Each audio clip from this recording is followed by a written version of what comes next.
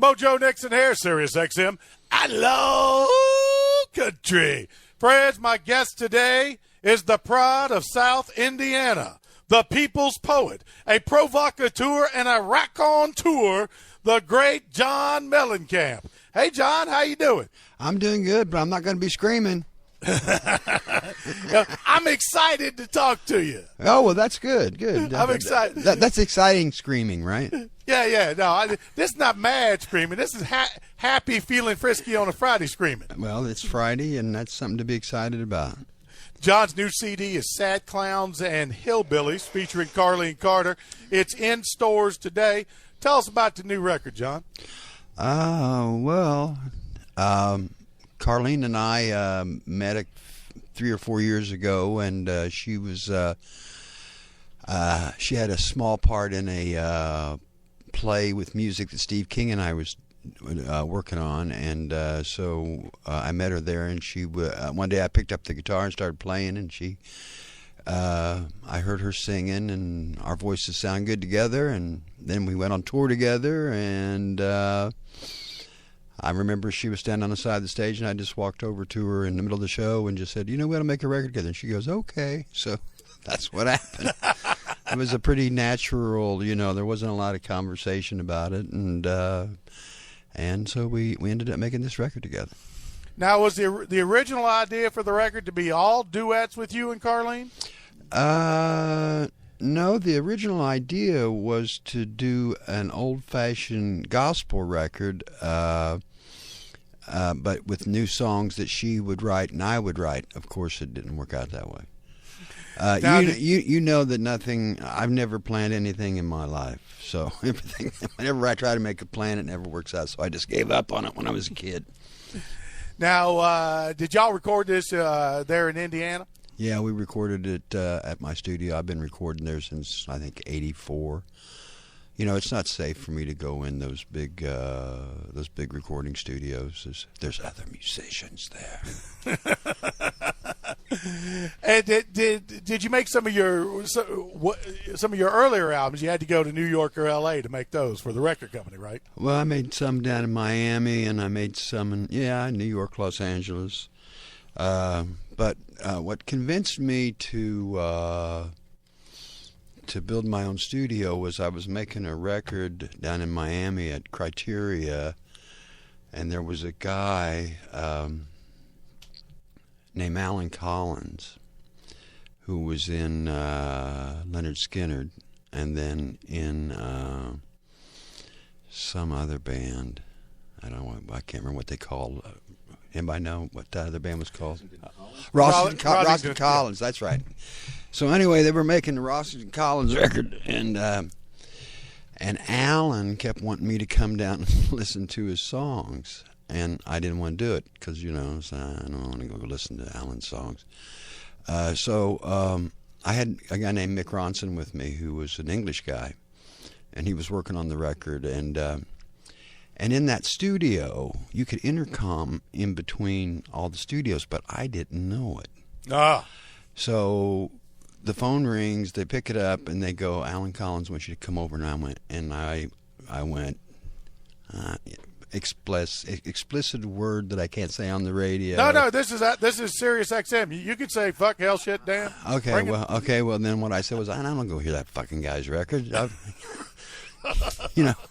So anyway, he heard me say that, and so he came down to my studio, and he saw Ronson, and they started talking, and he goes, "You're a fucking Englishman. Get the fuck out of it." And it was like, really, And then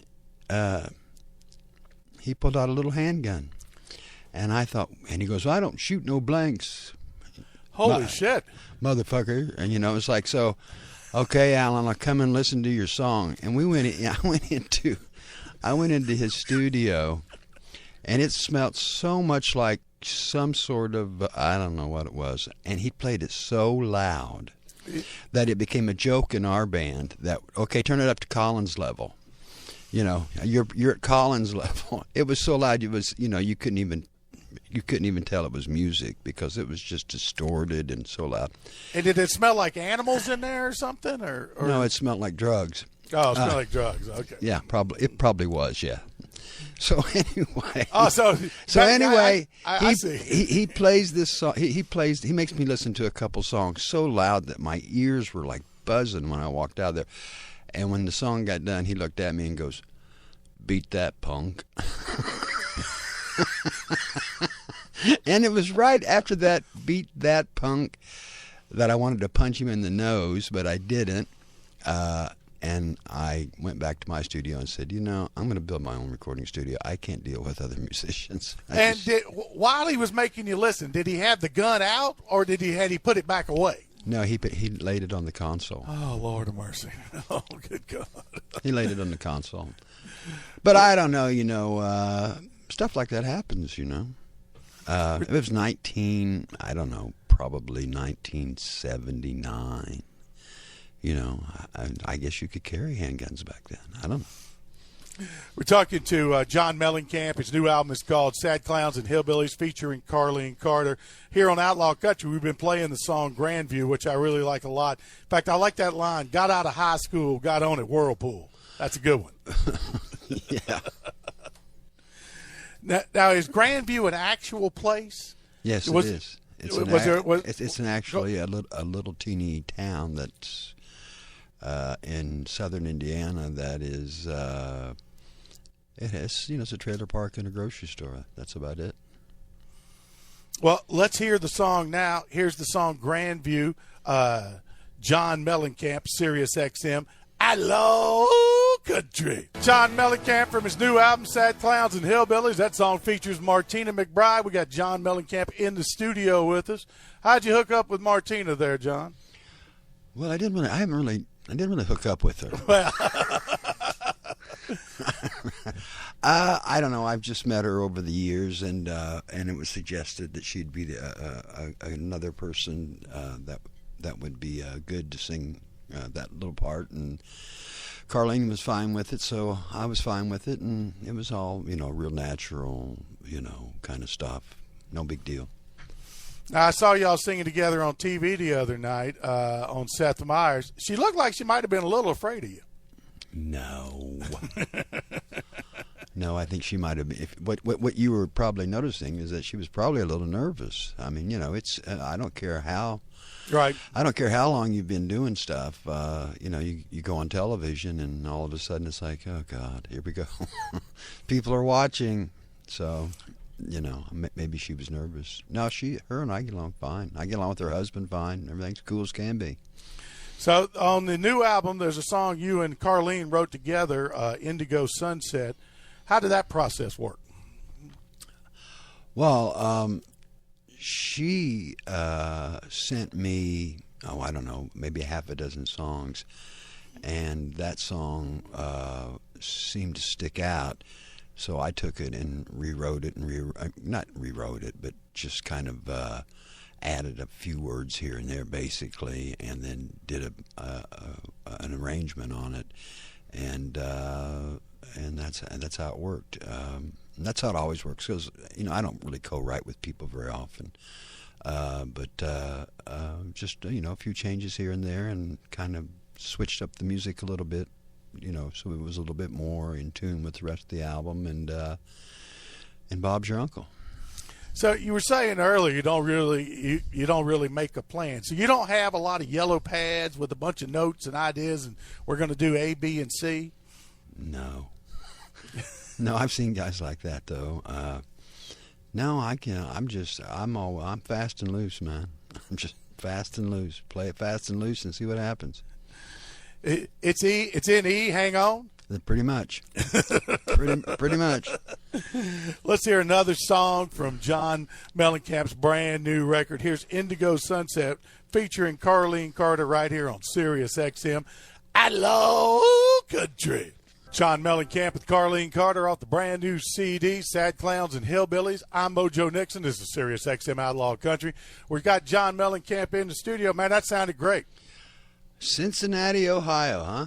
Yeah, that's where I am. I'm in Cincinnati right now. Do you know my brother? He lives there. No. My brother lives in Cincinnati. I don't owe him money or anything, do I? No, he probably owes you. No, he has he runs some electrical company there. You know, Well, if I need some electric work done, I'll know who to talk to. yeah, well, I don't know about the quality of work, but but he's the boss, so maybe he could send somebody decent over to do it. I don't know. I saw you. I was in Raleigh a few years ago when Farm Aid was down there, and I saw you down there. Was that the first time you met Carlene, or had you already met her before that? No, I'd met her before that. Yeah, I was real friendly with John and June, so I got to meet all those kids a long time ago, but I didn't know her, and I wasn't friends with her, but I would consider her and I very friendly, and I know her pretty well now. Well, and then her grandmother takes you back to the Carter family. The original American hillbilly music. Oh yeah, and she's got some great stories about that. Let me tell you, she's told me a couple of those stories. My favorite story she told me was her mom was talking to her, and she was struggling writing songs, and Carlene goes, "Mom, I just can't." She goes, "Well, honey, it's not that hard. Just, I wrote Ring of Fire in about 5 minutes." Not that hard. It's like one of the greatest country songs ever written. I don't know why it took so long. Oh, yeah, I know. 5 minutes. I don't know what your problem is, Carlene. You need to buckle down. Yeah, you need to put your thinking cap on, sister. You're not trying hard enough. So, is Farm Aid going to happen? I assume it's going to happen again this year. Yeah, there's a lot of things going on in Farm Aid that are just that I can't even talk about because they're too fantastic. I mean, there's just stuff happening that's just great, and I don't know why they haven't given Nelson a Nobel Peace Prize for Farm Aid. Farm Aid is the longest running charity event of its kind in the United States and probably the world. And Willie has this was Willie's idea, and Neil and I, and we kind of just are his helpers, but I just don't understand why they haven't done that. Where's them Nobel folks at? Are they in Switzerland? Are they in Norway? Where are they? I don't even have to ask Dylan about that. He got lost on his way there. But can you officially, have you actually nominated, or you just suggested? What are you talking about? For the Nobel Prize. Do you have to go over there and do a special thing? I don't know about that. I know the Ohio River. You know the Ohio River. I know the Ohio River. That's that's about all I know. Yeah, me, your mama, some other whore floating down the river on a shithouse door. Yeah. That's about right. Yeah, that's about what I know about it. Yeah. One of the things about Farm Aid, is about trying to help the American family farm. Why is the American family farm disappearing? Well, we had a president decades ago who deregularized a lot of stuff, which meant that it changed everything. And at the moment, it didn't seem like things don't change rapidly. So all the laws started being passed were to help corporate farming and to help big companies with their business. And they used to have a term called "get big or get out," and that's what happened. So all the laws and the stuff you hear about farming, they give them all like these real great names, but really they're to help the big corporations like Cargill and stuff like that. And it's not sustainable agriculture at all. And the guys that really take it are the black American farmers. I mean, down south they just don't. They don't. It's really hard for those people. But Farm Aid has, helped a lot of people, and we're in motion all the time, and going from sustainable agriculture to help a crisis line, where people can helping. We've loaned people money, to help them get over the hump. We do all kind of stuff. We're talking to John Mellencamp. His new album is called Sad Clowns and Hillbillies. Let's hear another song right now, Sirius XM. I love country. John Mellencamp off his brand new album, Sad Clowns and Hillbillies. That's available today, in stores today. John, was that kind of a State of Our Union song?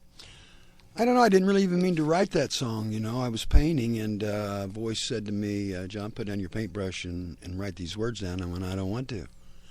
I'm painting. And then finally it got the best of me, and I just went over and wrote it down, and then I sang the melody without even having a guitar into my telephone and put it up, and a couple weeks went by, and I listened to it, and I go, wow, when did I write this? So, it wasn't anything, intentional that I was trying to write. It's just that's what came out. And did I hear that when you first went to New York, you went there to be a painter, not to be a musician? Yeah, absolutely. I came here to look at the New York Art Student League and see, how much it cost and all that kind of stuff. I had just graduated from a small college in Indiana called Vincennes University, and I didn't like what I had my degree in, and I'd always painted. So I thought, well, maybe I can up my painting game here. And I was at the same time making money on the weekends singing in cover bands, and right. I had a demo tape of me just singing some songs, and I dropped it off at Main Man, who at the time had Bowie and Iggy Pop and all these people, Lou Reed, and 2 days later I got a call and said, hey, can you come back? And I said, no, I can't come back. I'm in Indiana. I ain't got any money to come back. They said, oh, we'll fly you here. I said, you're going to pay for it? And they said, yeah. I said, okay, I'll come. And did they think you were a hick from Indiana? Well, I remember when I first came to New York, the first time people would say to me, you talk funny. And I would say, no, you talk funny. All this hopped up acting Eastern stuff, I don't get it, but yeah, I didn't mind. I didn't give a shit what they thought. Now, at some point, there must have been a temptation to move to New York or L.A. or possibly even Austin or Nashville. Why'd you stay in Southern Indiana? Well, I never, I never really wanted to be. I just, back when I got a record deal, it was like 2 records, and they signed everybody just about. And it was 2 records, and you were done. I figured that's what my life would be, and they would, my career would be a couple albums, and that'd be it, And they said, you need to move to New York so you can be seen, in these right. clubs and stuff. And it's like, I don't want to be seen. And then MTV happened, and that changed everything. So I was like on the ground floor of all that. And there was just a few guys that had videos, and that was the only content that they had was, me. And so they played the hell out of me. So, and then, it caught on big, it was like the hula hoop for like 10, 15 years. And it changed, Before that, man, guys in bands were just little teeny pictures on an album cover, and you'd hear them on the radio, and every now and then you'd see them on a TV show when there was just 3 networks. And so, you were pretty much invisible. People didn't really know who you were. But then when MTV happened, that changed everything, and I didn't sign on for that bullshit. Being famous was like, I have no interest in this. Now, are y'all going to go on tour this summer? Yes, sir, we are. It's going to be Carlene and Emmylou Harris and me. Woo, doggy. And it's the first time I've played outside in 15 years. I took myself off the beer and circus playing outside in the summer about 15, 20 years ago. I haven't played outside forever. Yeah, because I saw you here in Cincinnati, maybe when I was first working here in Cincinnati, maybe 15 years ago at Riverbend. Yeah, see, I haven't played Riverbend for. I think the last time I played there was John Fogerty and I played there together, which was the early 2000s. But I really got sick of playing those places. You know, just it would make me nauseous. I don't want to play in front of people that are drunk and fighting, and it's just like, no, this is music. This is a poetry reading, a loud poetry reading. It's not. It's not a rodeo. I quit doing it, and but I'm playing some places outside this time, but they're pretty well hand selected, and they've been beating me up ever since the early 2000s. You got to go back outside and play, and so okay, I'll try it one more time. All the dates are at Mellencamp.com, and the new album is called Sad Clowns and Hillbillies, and it's available in the store today.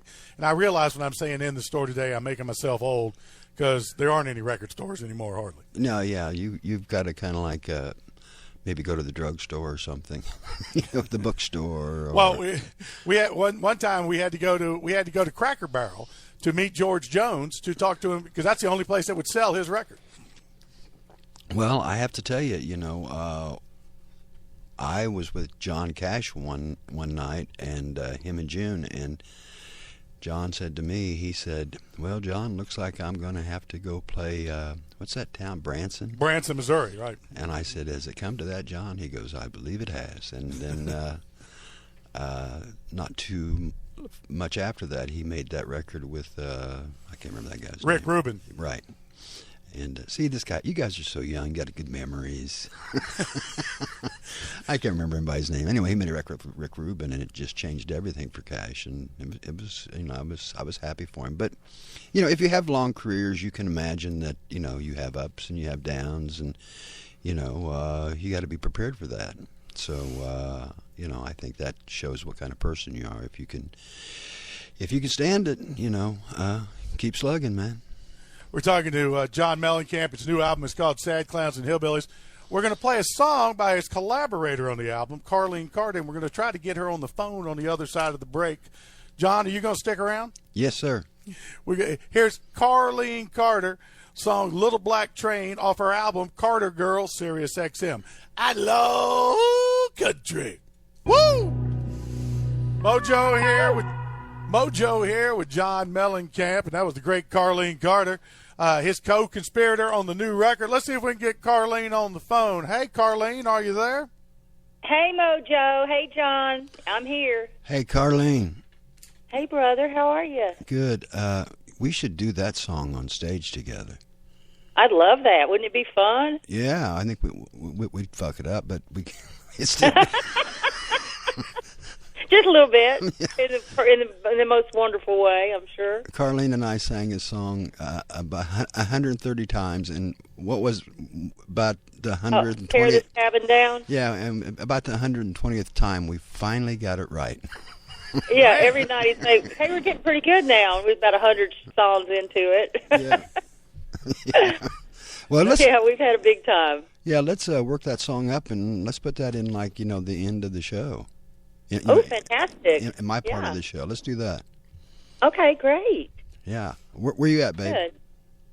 I'm in Nashville. What you doing down there? I'm just down here promoting our album. You are? Yeah, I'm coming to see you tomorrow. You are? I'm coming to New York to see you. Oh. We're gonna have our big New York time together. Okay. Yeah, I'm excited. Okay. Well, big day. Yeah, we're doing some TV show together, aren't we? Yeah, we're doing the Today Show. Oh, we are? On Wednesday. Well, that sounds good. I've been here for like 10 days, and so I've lost track. Oh gosh, you're like in the vortex. Yeah, I don't even know where I'm at. So. It's... Do you have a view? Is my question. I'm sure you do. Yeah, I do. I have a view, but I haven't been doing anything but doing these interviews and painting. I've turned my hotel suite into an art studio. Fabulous. Yeah. Fabulous. You'll have to get some bring me up to show me your etchings. No, that sounds too sexual. That sounds like a pickup line to me, Carlene. I'm not going for that. No, not me. I'm not going for that. That's too ancestral. Well, I'm glad you're down there working, babe. Yeah, I am. Mojo, do you want to ask something? Now I was going to let y'all talk, but Carlene, we've heard John's side of the story. How did y'all two? Let's hear your side of the story. How y'all two got together?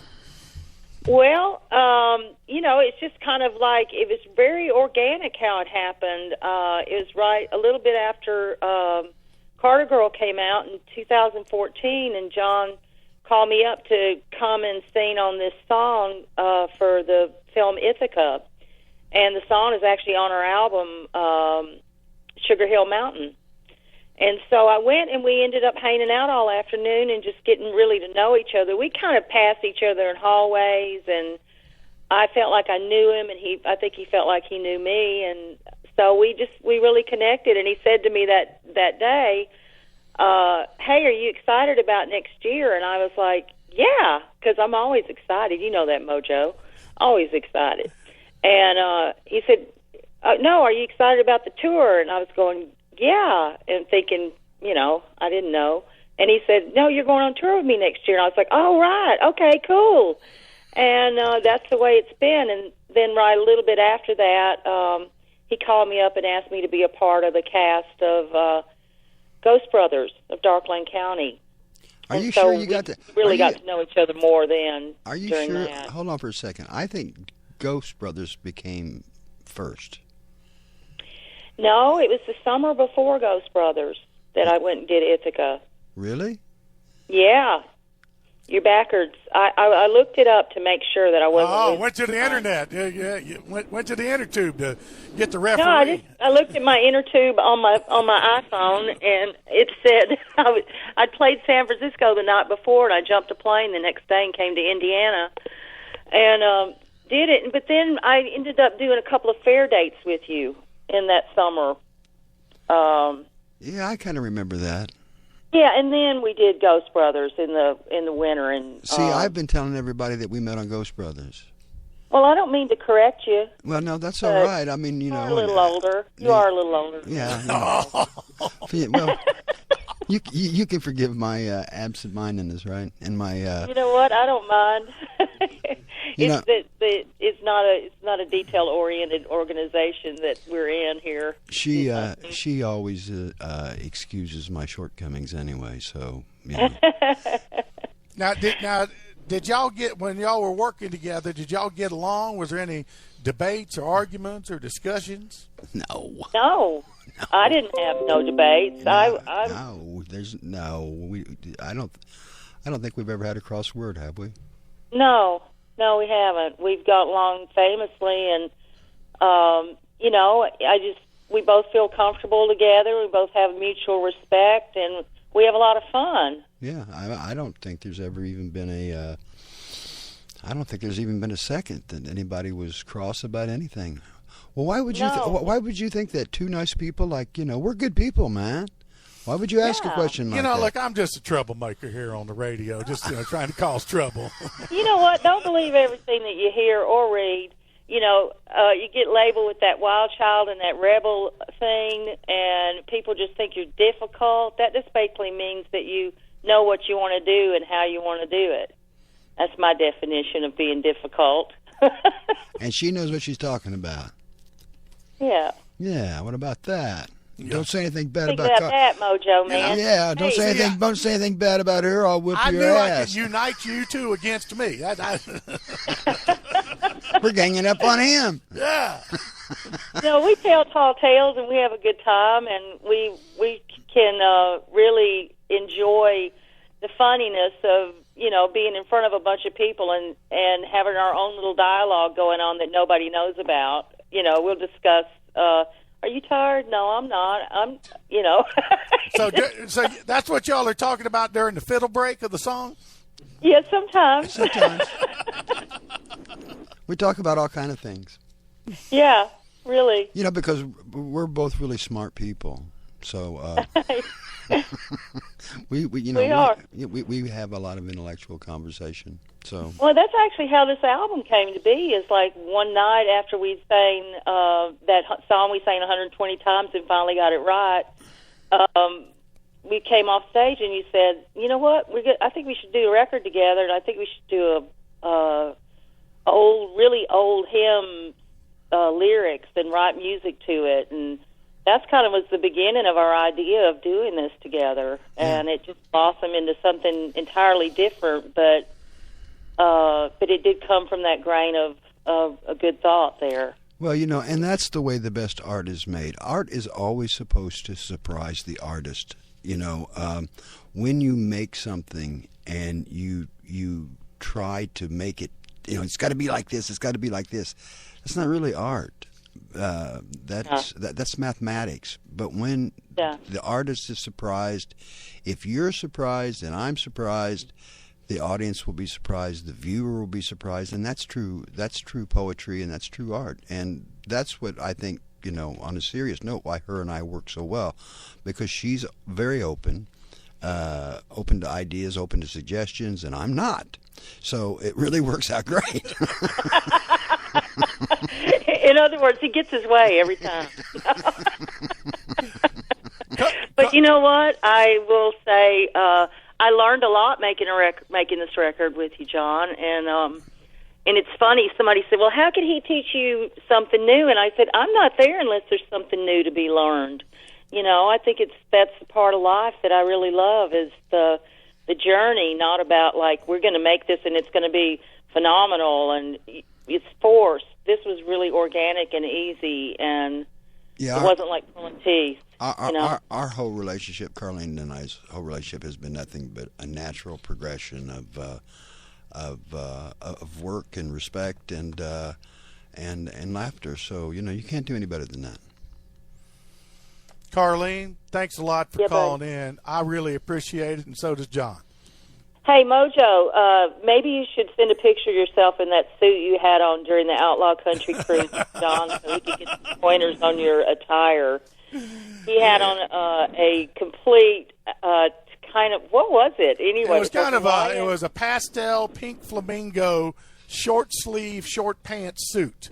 And it was also about 3 sizes too small, so it looked like 5 pounds of shit in a 4-pound bag. It was full on clown attire. No offense, Mojo. I love you, man. Thank you, Carlene. Thank you so much, and John, I'll see you in a little bit. Okay. All right, honey, and I'm going to tell Andy to have the band learn that song so we can. It'll be fun. Okay, awesome. Yeah. Great. I look forward to it. I'll see you in New York. All right, buddy. Okay. Bye, buddy. Bye. Bye, Mojo. Bye, Carlene. John, bye, honey. Before I let you go, I wanted to ask you about. I know you're a big fan of Bob Dylan's. Was there a certain album or certain song that that when you were either a teenager or older that that got under your skin and wouldn't let go? Well, quite honestly, I've been more influenced. I like Bob, and Bob's the best songwriter of our generation. There's no question about it. But I was really influenced more by Tennessee Williams and John Steinbeck and these great American stories. And these guys were great storytellers. And right. And that's what inspired me more than Dylan was an inspiration, but more than like Uriah Heep or something. I don't know. Poor Uriah Heep. Yeah, nothing against Uriah Heep. I'm just saying that they weren't much of an inspiration for me. And what about Woody Guthrie? Well, I received the Woody Guthrie Award about 10 years ago, and I've known Nora, his daughter, for a long time. And there's a song on the record called Soul Wings, or My Soul's Got Wings, which Nora sent me the lyrics of the poem that Woody wrote, and then I put the music to it, and it's on Sad Clowns and Hillbillies. It's one of my favorite songs on the records. It makes me want to buck dance in my brogans. I don't know what that means, but that sounds good. John Mellencamp, thanks a lot for being our guest. I really appreciate you coming on the radio and putting up with Mojo Shenanigans. Well, it's been fun, young man. The new album is called Sad Clowns and Hillbillies. John Mellencamp featuring Carlene Carter. And here's John Mellencamp, Carlene Carter, and Woody Guthrie, Sirius XM. I love country.